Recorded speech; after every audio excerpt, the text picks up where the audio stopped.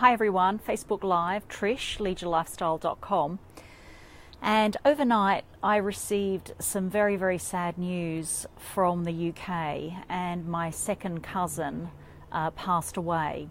And I know you might be thinking, well, okay, you know, it's your second cousin and he lived in the UK, you lived in Australia, and that's true. I really didn't know him. However, he was part of my mother's family, my mother's side, so he was my mum's cousin. And, you know, this morning's been a time for reflection. And what I did do, once I heard that news, I knew that he was a world champion dart player. And that was in the 1980s. So 5 times world darts champion. And that's quite an accomplishment, especially back in the day. And so what I did is start searching, and I started to Google, and I started to look on YouTube at some of the old footage and even some of the tributes that were starting to come through, because he's a very popular, famous man in the UK and parts of Europe as well. And he's not as well known here in Australia. I mean, there are some fans that do know of him. And when he did come out to Australia and stayed with us, he loved it because he was unrecognised, so nobody knew of him really, and he loved it because he could just go out. He went out with mum and dad, he went out. Dad was very involved in sport and managing sporting clubs, and he just went along, and he went to the pub and he went drinking beers and just had a really, really good time based on the fact that no one knew him and he wasn't as famous here.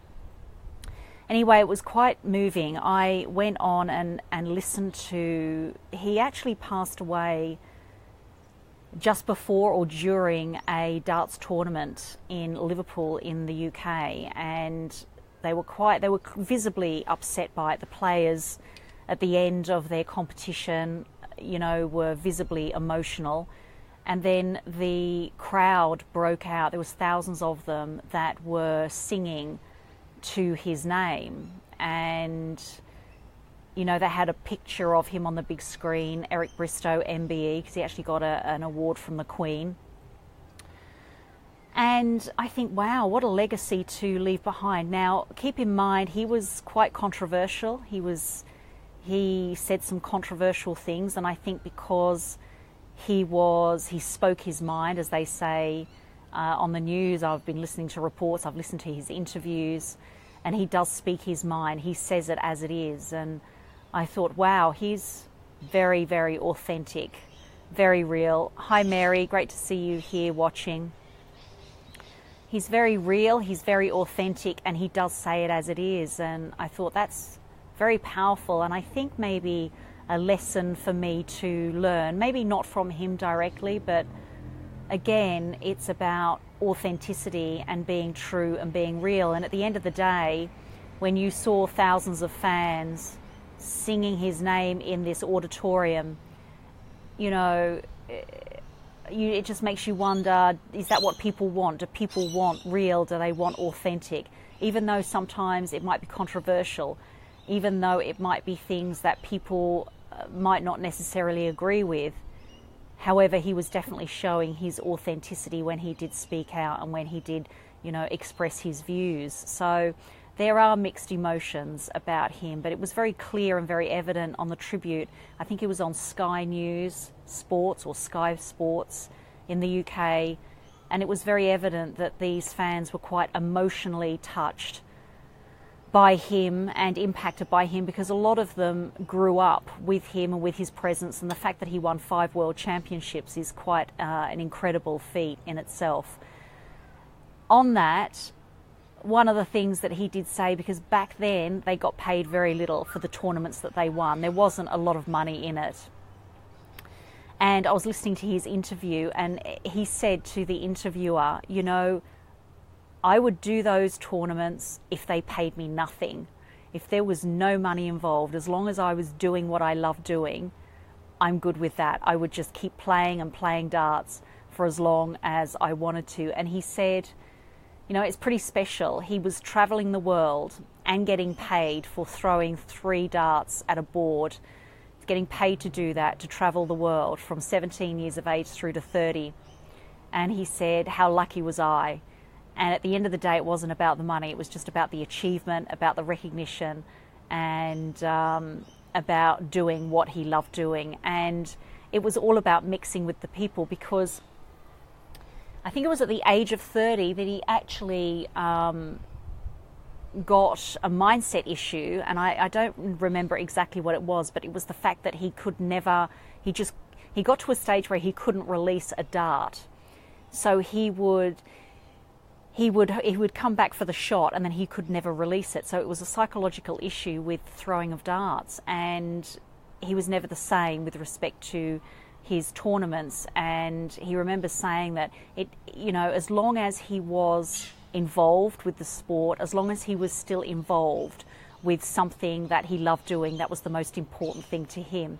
So I think there were some important takeaways from his interview for me with respect to our businesses and how important and how we prioritise our business. And the other thing too was all about that they talked about his incredible level of self-belief. And in one of the interviews that I listened to on YouTube, hi Sean, great to see you listening. On one of his interviews, he talked about how he would be so confident, and he had such high levels of self-belief. And even the commentators and the interviewers talked about his level of self-belief. And he would say to the players before going on that I'm taking that trophy home. And he even got to a point, the banter between the players before the matches, he would say because they'd come in and they were like a bit cocky, a bit cocksure of themselves, and they would come and they'd sort of rile him up. And he would say, okay, let's see how confident you are. Let's go out to the owner and organiser of this competition, of this tournament, and you know what? I'm going to say to you that winner takes all. So there will be second prizes or second runners up money. It's just the winner takes it all. And they'd go out to the organiser, and not one of them took him up on his offer. Yet he was prepared to sacrifice second place or sacrifice second runner-up winnings to say winner takes it all because of his level of self-belief. And so, it was sad watching those interviews. I didn't really know him. I met him a few times when I was very young. I was sad for my mum. It's brought back a lot of reflection from my mum as well, because it was her cousin and they grew up together. And so there is sadness there for my mum today. For me, it's all about reflection and wanting to share this moment here as well, because I think it's really important to, when these things happen, to share those moments. It's really important to do that, and I think that's another learning with respect to this business and how we build this business. And I think it gives you a lot of integrity, a lot of authenticity.